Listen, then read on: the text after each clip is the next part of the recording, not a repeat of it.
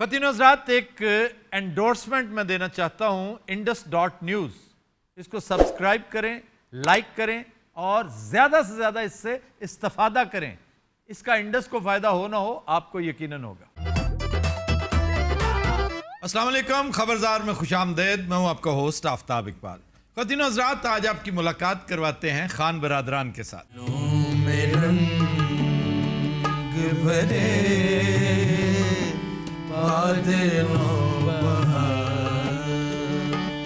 चले चले बिया के गुलशन का कारवां चले गुलों में रंग। अरे क्या बात है, वाह वाह। भरे बादलों बहार चले। अंतरा भी अता कीजिए इसका। अरे अभी नहीं, माइक है बनाना पका करके। अच्छा, वो कफस उदास वाला। कफस उदास है यारो सबा से कुछ तो कहो, नहीं तो मेरे खुदा आज जिक्र चले चले बिया के गुलशन का कारवां चले गुलों में रंग। वाह जी वाह, वाह वाह। मैं आपको बता रहा था, अबे ये गालबन जेल की शायरी है, जिंदानामा जी। वैसे साहब को जब सजाए मौत हो गई थी भाई, हाय हाय, काल कोठड़ी में रहा इतना बड़ा शायर, तुम्हारा सजाए मौत हो चुकी थी, उसको एग्जीक्यूशन नहीं मिली। ऐसे बहुत बड़ा बड़ा लिटरेचर, बहुत बड़ा काम जेलों के अंदर हुआ है। तो आगा शोरश कश्मीरी ने बहुत कुछ किया। मौलाना मौदूदी साहब तो खैर, सर सैयद कुतुब शहीद रहमतुल्लाह अलैह। कुतुब शहीद, मतलब तफहीमुल कुरान आधी से ज्यादा जेल में लिखी गई। फिर वैन गॉग जो असाइलम में रहा, उसने क्या क्या चीजें वहां पे पेंट की। जेड़े बंदे नहीं काम करते उन्होंने जेल च भेज दिया। मियां साहब चले थे गए ने। ये नवाज शरीफ साहब भी जेल में, देखें ये जितने बड़े लोग थे। अब नेल्सन मंडेला ने जेल में जाते ही सबसे पहले कहा, उन्होंने कहा जी कोई और चीज चाहिए, उसने कहा कागज और कलम दे दो। हर बड़े आदमी ने यही कहा होगा, बेशक। मेरी चश्मे तस्वुर भी यही देखती है। मैं नाम नहीं ले रहा, इस वक्त मौजूदा मीडिया के ऊपर मौजूद हैं वो शख्स। वो कहते हैं कि मुझे मार्शल लॉ दौर में जेल फेंक दिया गया, तो मुझे डराने के लिए एक मेजर साहब आ गए। मैं शाही कले में था, तो मैंने कहा मुझे डरावा ना दो, मैं बेरोजगार नहीं होता, मैं जेल में रहकर अगर प्रूफ रीडिंग ही करता रहूं तो मेरे बच्चे पल जाएंगे। वाह वाह। उसने कहा कि मुझे कागज और कलम दीजिए। मियां नवाज शरीफ ने एक ही रट लगा रखी है, मुझे मेरी मर्जी के केबल दें, मुझे मेरी पसंद के टीवी चैनल दें। उन्होंने कहा हुजूर ये आप ही की हुकूमत का बनाया हुआ कानून है, हम आपको पीटीवी होम के अलावा कुछ नहीं दे सकते, एक स्पोर्ट्स और एक होम। वैसे ये जो आपने बात कही, वाह, ये जो बंदा जेल में जाता है वो कागज पेंसिल मंगन लग पैंदा है जी, उसे की मतलब खत लिखन लग पैंदा है। खत लिखते हैं ना, बड़े बड़े खतूत जेल से, बड़े शानदार खतूत। भुट्टो की किताब इफ आई एम असैसिनेटेड, ये जेल में लिखी गई थी जी। और इसका मैन्यूस्क्रिप्ट स्मगल आउट हुआ था, प्रहन चोपड़ा ने इसका इंट्रोडक्शन लिखना था। हमारे भाई भी गए थे जेल में, हाय हाय, इन्होंने वहां जाके संगीत लिखा है, संगीत पूरा। संगीत पे कोई किताब लिखी थी? नहीं, संगीत लफ्ज लिखा था सिर्फ लफ्ज संगीत लिखा जी। इन्हें कंन ते लिखिया थी ना। अच्छा, पहले उन्हें चपेड़ा पईयां कंन ते लिखन दी वजह तो। अच्छा, उन्हें कहा मामा एक कंन तेरे प्यो दी है। अच्छा, उस तो बाद ਇਹਦੀ इमला ते इन्हें जुतियां पईयां। वो कैसे? इन्हें संगीत स्वाद ना लिखता सी। ओए स्वाद है ही संगीत है कूड़ा। वो संगीत नहीं संगीता है, अन्नी दिया। चादरां ਤੁਹਾਡੀਆਂ ਆਪਣੀਆਂ ਜਾਂ ਤੁਹਾਡੇ ਤੇ ਕੋਈ ਚੜਾ ਗਿਆ ਹੈ? ये चादरें भी जेन्युइन है, जनवन। और जो काम हुआ है ना किनारे पे, ये कश्मीरी है। ਉਹਨੇ ਵੀ ਦੱਸਣਗੇ ਆਉਂਦੀਆਂ ਕਿੱਥੋਂ ਕਿੱਥੋਂ। हाँ हाँ, ये पहले भिम्बर के रास्ते यहाँ पंजाब आया करती थी कश्मीर से। ਤੁਸੀਂ ਕਿਤੇ ਰਾਤ ਨੂੰ ਟਰੱਕ ਤੇ नहीं लुटते?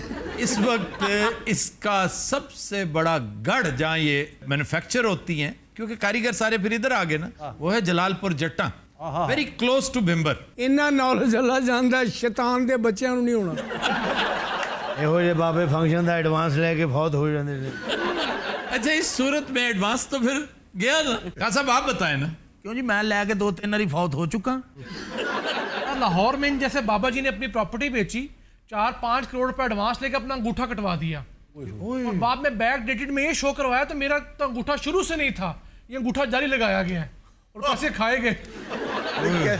स्टोरी है सर। ये जो कंसंट्रेशन कैंप्स में होते थे ना, साइबेरियन कैंप्स में फ्रॉस्ट बाइट जब हो जाती ना, फ्रॉस्ट बाइट शुरू हो जाती क्योंकि फिर उससे कैंसर शुरू हो जाता है। फिर वो उसका बेस्ट इलाज है कि उसे कटवा दें। तो वो काटते नहीं थे कि इतने दिन काट दिया अगर तो ये बेगार नहीं देगा, ये मेहनत नहीं करेगा, तो मर जाए, मरता है तो कैंसर। तो फिर जो समझदार कैदी थे वो अपने दांतों से अंगूठा काटते थे। अच्छा ਇਹੋ ਜਿਹੇ नॉलेज वाले बंदे को डॉक्टर भी नर्वस होकर फिरन दे अंदर। नहीं, आप फिल्म देखें, जैक रिचर, नई फिल्मों में से एक है, टॉम क्रूज की, ये 2-3 साल पुरानी फिल्म। जी जी मैं देखी। उसमें ये सीक्वेंस है दिखाया। भाई ने भी बचपन में अंगूठा काट खाया। अपना अंगूठा नहीं, ताया जी था। वो क्यों? ਇਹ ਛੋਟਾ ਜਿਹਾ ਸੀ, ਅਸੀਂ ਇਹਨੂੰ ਰੋਜ਼ਾ ਰਖਵਾਤਾ अच्छा ਔਰ ਠੀਕ ਅਸਰ ਦੇ ਟਾਈਮ ਇਹ ਮਰਨ ਵਾਲਾ ਹੋ ਗਿਆ। ਇਹਨੂੰ ਤਾਇਆ ਹੀ ਸਾਹਮਣੇ ਲੱਭਾ। ਤਾਏ ने कहा भी ये समोसा खा ले। इन दोनों भाइयों ने मेरे लिए बहुत कुछ किया। अरे भाई ये छोटा तू सारा कुछ इतने लिख के दे दे, असं तेरे लिए जो कीता ना, अपनी बकवास बंद कर ला। भाई जब पैदा हुआ अम्मी फौत हो गई। ओए होए। दादा जान ने इसको पाला, दूसरे दिन वो भी फौत हो गए। उसके बाद इसकी जिम्मेदारी चाचा जान के पास चली गई। वो भी फौत हो गए। नहीं, वो दौड़ गए। और तुम यहाँ बैठे सिर्फ उंगलियों के कड़ाके निकालते रहते हो, कोई काम भी करते हो? मैं ਤੁਹਾਡੀਆਂ ਗੱਲਾਂ ਸੁਣੀ ਜਾ ਰਿਹਾ। ਖੁਦਾ ਦੀ ਅੰਗੂਠੇ ਚੈੱਕ ਕਰ ਰਿਹਾ ਜੀ। ਤੁਹਾਨੂੰ ਲਾਲ ਮਿਰਚਾਂ ਤੋਂ ਲੈ ਕੇ ਹਲਦੀ, ਪਿੰਡਾਂ ਦੇ ਵਿੱਚ ਕੱਟੇ ਗਰਦੋ ਗੁਬਾਰ, ਜਿਹੜੀ ਚੀਜ਼ ਦਾ ਤੁਹਾਨੂੰ ਨੌਲੇਜ ਨਹੀਂ ਇਹੋ ਜਿਹੇ ਬਾਬੇ ਕੁੱਤਾ ਪੈਣ ਤੋਂ ਪਹਿਲੇ ਵੀ ਹੋਸ਼ ਹੋਈ। ਖੈਰ ਜਾ ਪੁੱਤਰ, ਤੂੰ ਕਿਸੇ ਦੀ ਟੈਂਪੋ ਬੋਲ ਕੇ ਹੀਟ ਹੋਈ ਜਾਂਦੇ।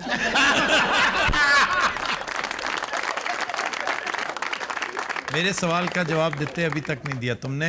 कोई काम भी करते हो या सिर्फ यहाँ बैठे वक्त ज़ाया? मेरा काम करना ना करना एक मामूली जी गल है। मैं तो ला इला अल्लाह मुहम्मद ਤੁਹਾਡੀਆਂ ਗੱਲਾਂ ਸੁਣ ਕੇ ਹੈਰਾਨ ਹੋ ਗਿਆ ਕਿ ਇੱਕ ਬੰਦੇ ਨੂੰ ਇੰਨੀਆਂ ਗੱਲਾਂ ਨਹੀਂ ਯਾਦ ਰਹਿੰਦੀਆਂ। ਇਹ ਅੱਲਾ ਦੀ ਰਹਿਮਤ ਮੈਨੂੰ ਲੱਗਦਾ ਹੈ। ਅੱਲਾ ਦੀ ਰਹਿਮਤ ਹੋਰ ਹੁੰਦੀ ਹੈ, ਦਿਮਾਗ ਦਾ ਖਲਲ ਹੈ। ਅੱਲਾ ਦੀ ਰਹਿਮਤ ਹੁੰਦੀ ਕਿ ਉਹਦੇ ਕੋਲ ਜਾਇਦਾਦ ਬੜੀ ਹੈ, ਉਹਨੂੰ प्रॉपर्टी बड़ी, ਉਹਨੂੰ ਆਮਦਨ ਬੜੀ ਹੈ, ਉਹ ਕੋਈ ਕੰਮ ਕਰੇ ਮਿੱਟੀ ਨੂੰ ਹੱਥ ਪਾਵੇ ਸੋਨਾ ਹੋ ਜਾਂਦਾ। ਆਪਾ ਬੜਾ ਟੈਕਨੀਕਲ ਹੈ, ਇਹ ਮਿੱਟੀ ਨੂੰ ਹੱਥ ਲਾਏ ਉਹ ਚਿੱਕੜ ਬਣ ਜਾਂਦੇ। आपने आज तक किसी बड़े मुकाबले में हिस्सा लिया? बहुत बड़े बड़े मुकाबलों में। कुश्ती के? मैं आपको 50,000 रुपया दूंगा, ये सिर्फ पता कर दो कि ये ढाड़ी है या नहीं। ਮੈਨੂੰ ਦੱਸੋ 50,000 ਮੈਨੂੰ ਦਿਓ, ਕਿਹਦਾ ਅਕਾਊਂਟ ਆੜੀ? ਉਹ ਤੈਨੂੰ ਤੇ 100 ਰੁਪਏ ਦੇ, ਤੂੰ ਘਰ ਦੀਆਂ ਗੱਲਾਂ ਵੀ ਦੱਸ ਦੇਣਾ। ऐसे अपना क्या नाम है आपका? अल्लाह देता नहीं, मैं एक खातून की गल कर। मैं हैरान है कि ये थाना अल्लाह देता कि मैं आप तीनों बहनें क्या करती हैं? मैं आपका बहुत बड़ा फैन हूँ, मेरे बारे में ऐसी बात ना ਇਹ ਵੈਨ ਪਾਉਂਦੇ ਨੇ ਜੀ ਮੁਰਗਿਆਂ ਤੇ। यार ये फिर बीच में बोल पड़ता है। ਇਹ ਫਿਰ ਵੀ ਯਾਰ और सारे मर जान, ਕੱਲੇ ਨਾ ਹੋ ਕੇ ਹੋਸ਼ ਕਰਕੇ ਆ ਜਾਂਦੇ ਯਾਰ। ਖੁਦਾ ਦੀ 12-13 ਘੰਟੇ ਸੌਂ ਕੇ ਫਰੈਸ਼ ਫਰੂਸ਼ ਹੋ ਕੇ ਸਾਰਾ ਮੁਲਕ ਕਿਤੇ ਕੋਈ ਡਰਦਾ। और मैं तो आज ਕਹਾਂ ਸਾਬਣ ਨੌਕਰ ਵੀ ਵੱਜਣ ਦੇ ਹੁੰਦੇ ਨੇ ਆਪਸ ਚ, ਸਿਰਫ ਸਾਬਣ ਲੱਭਣ ਦੇ ਚੱਕਰ। ਪਾਣੀ ਕਿਉਂ ਨਹੀਂ ਆ ਰਿਹਾ? ਉਹਨਾਂ ਨਾਲ ਕੇ ਬਿਲਾ ਵਜ੍ਹਾ ਖੋਲ ਦਿੰਦੇ ਨੇ। हर नौकर दुआ मंगता घरों निकल जाए, दफा हो जाए। एक नौकर को 3-3 टेलीफोन ने, हाँ निकल गया, हाँ गेट को पहुंच गया, गेट वाले फिर रोन दे। अच्छा जंग च ਇਹੋ ਜਿਹੇ ਬਾਬੇ ਸੁੱਤੇ ਪਿਆ ਤੋਪ ਥੱਲੇ ਆ ਜਾਂਦੇ। आराम से बैठो, हमारा कीमती वक्त जाया मत करो। पिंडा में सेमी वाली घोड़ी हुंदी तेरे मुंह वर्गी।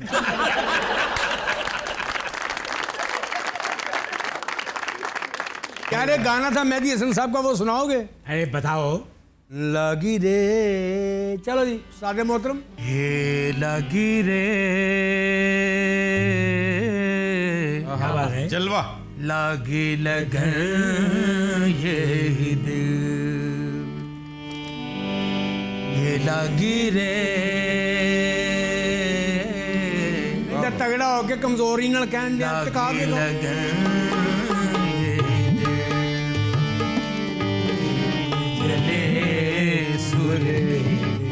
सागर में दीप जले, सुर के सागर में जब मैं गीत सुनाऊं,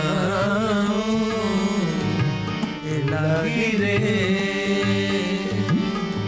लागे लगन। वाह जी वाह, वाह वाह। मैं आपको बता रहा था हमारे दादा बड़े सख्त आदमी थे। खे के ऊपर शद क्यों डालते हो बेवकूफ शख्स? तुम्हारी खे मुशद्दद क्यों है? हकीम साहब ने भी इसको कहा है तुम्हारी है मुशद्दद है। आज दरअसल ये है आफ्ताब साहब, लोग इस चीज़ को मजाक समझते हैं। ये जो रियाज है ये बड़ी मुश्किल चीज़ है। हमारे जो दादा जान थे मरहूम, वो 8-8 घंटे नहर पे खड़े होके रियाज करते थे। 8-8 घंटे नहर ते खलो के दौड़ना ਲੱਭਦੇ ਰਹਿੰਦੇ ਸੀ। ਆ ਸਭ ਕੋਈ ਐਸਾ ਫੰਕਸ਼ਨ ਜਿੱਥੇ ਤੁਹਾਨੂੰ 700 ਇਕੱਠਾ ਹੋ ਗਿਆ ਹੋਵੇ। 7 लाख रुपया हुआ है। खूब इंसान 17 बंदे ने क्या सी लाख दी लानत कर दे। अब ठंड पड़ गई है तुम्हारे दिल में? जी, ये जनाब। फजूल सी बात करके ਕਾਂ ਦੇ ਪੰਜੇ ਵਰਗਾ ਮੂੰਹ ਦਿੱਤੇ ਤੇਰਾ। ਇਹਦੇ ਵਰਗੀ ਤੇ ਤੰਦੂਰ ਦੇ ਕੋਲ ਖਲੋ ਕੇ ਮਾਈਆਂ ਨੂੰ ਕਹਿਣ ਹੁੰਦੇ ਔਰ ਰੋਟੀ ਡਿੱਗ ਪੈਣੀ ਏ ਔਰ ਡਿੱਗ ਪਈ। ਇਹ ਖੋਤਿਆਂ ਨੂੰ ਕਹਿਣ ਹੁੰਦਾ ਇਹ ਮੇਰੇ ਨਾਲ ਛੋਟਾ ਹੈ। ਮੱਲੇ ਜਿਹੜੇ ਕਹਿੰਦੇ ਨੇ ਇਹ ਖੋਤਾ ਨਹੀਂ ਇਹਦੇ ਨਾਲ ਦਾ, ਇਹ ਮੇਰੇ ਨਾਲ ਛੋਟਾ ਹੈ। ਅੱਛਾ ਖੋਤਿਆਂ ਦੀ ਦੌੜ ਹੋਵੇ ਨਾ ਤੇ ਦਿੱਤੇ ਵਰਗੇ ਬੰਦੇ ਚੀਫ ਗੈਸਟ ਹੁੰਦੇ ਨੇ। ऐसे आपके जो दित्ता साहब हैं, हाँ जी, बड़े इंटेलिजेंट है माशाल्लाह। ये हो साइंसदान चांदते जाके वाशरूम लाते रहते। यार चांद के बारे में हमारी चश्मे तस्वर बहुत अच्छा सोचती है। क्या किसको भेज रहे हो वहाँ? और ये तो कहते हैं कि सबसे पहले चांद पे बंदर भी गया था। स्पेस में सबसे पहले कुतिया गई थी, रूसी कुतिया थी, उसका नाम था लाइका। वो 2 दिन होते रहे ये चांदते, फिर उन्हें साइंसदान उबाड़ लिया। ऐसे आफ्ताब साहब, मेरा भाई चांद पे जा सकता है। अरे कोई भी जा सकता है चांद कोई पे। ऐसी उड़न आबदोज है। आसमान पे साइंसदान बड़ी देर से जा रहा है। आसमान से क्या अच्छा शेर याद आ गया। तू एक बार जो दिल की जमीन छू लेती, तू एक बार जो दिल की जमीन छू लेती, तो फिर मैं अगला कदम आसमान पर रखता। क्या बात है, क्या बात है। दरअसल बात ये है आफ्ताब साहब कि हम ज़्यादातर प्रोग्राम बैरून मुल्क करते हैं। बैरून मुल्क करते। अभी पिछले दिनों मैं बरतानिया गया हुआ था, मलका बरतानिया गया। अरे वो बताओ जो लता मंगेशकर ने मुझे थप्पड़ मारा था।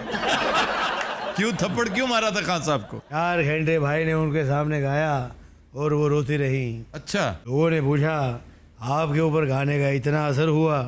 उन्होंने कहा मैं गाने ना नहीं रोन रही सा, मुझे को डर लगन रहा सी। हमारा गाना 5 या 4 घंटे से कम कोई सुनता नहीं है। क्यों? 3 घंटे हम पहले उनको दबाते हैं। टोटल गाना तो 15 मिनट का है। देवानंद इनके यहाँ हम गाने के लिए गए। आपने सुना होगा कि उन्होंने किताब में भी हमारा जिक्र किया है। देवानंद ने किताब लिखी। Romance with life. Romancing with life, romancing with life. उसमें जो अहम जिक्र है वो नवाज शरीफ है। नवाज शरीफ की एक दिलचस्प बात देवानंद के हवाले से, ये अब पता नहीं मुझे इसका तस्करा करना चाहिए या नहीं, लेकिन मुझे उन्होंने ऑफ द रिकॉर्ड नहीं कहा था।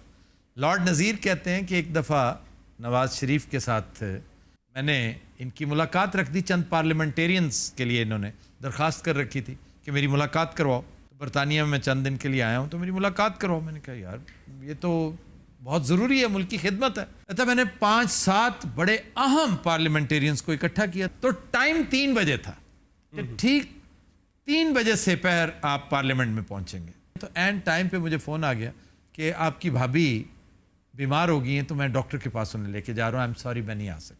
बड़ा अफसोस हुआ कि एंड टाइम पे वो मिस हो गया, लेकिन जाहिर है कोई एलिमेंट एक ऐसी चीज़ है, तो ऐसे ही हुआ होगा। कहते अगले दिन मेरी मुलाकात हुई, हमारा एक पाकिस्तानी है जो फोटोग्राफर है बड़ा मशहूर, तो वहाँ पे तो उन्होंने कहा कि कल आपका बड़ा जिक्र होता रहा लॉर्ड साहब 3 बजे। उन्होंने कहा जी कहाँ? कहते नवाज शरीफ साहब मुझे साथ लेकर गए थे देवानंद के घर। देवानंद ने उन्हें बुला लिया था तो उनके घर। यानी मैंने पार्लियामेंटेरियंस के साथ टाइम रखा हुआ था, वो डॉक्टर देवानंद और वो डॉक्टर देवानंद के पास चले गए कि बीवी बीमार हो गई। देखे ना, मतलब प्रायोरिटी देखें उस बंदे की उस वक्त भी क्या थी। आफरीन है, यानी फन के साथ मोहब्बत, इसका क्रेडिट तो देंगे आप नवाज शरीफ। अरे आपके यहाँ इतने प्रोग्राम होते हैं, इतने गेट टुगेदर्स होते हैं, आपने हमें कभी बुलाया नहीं। इसके लिए केटरिंग का काम करते हो? ये बोस की एम ही नहीं पहनती। तो दिन रात हम लेते हैं एक ब्रेक, हमारे साथ रहिएगा।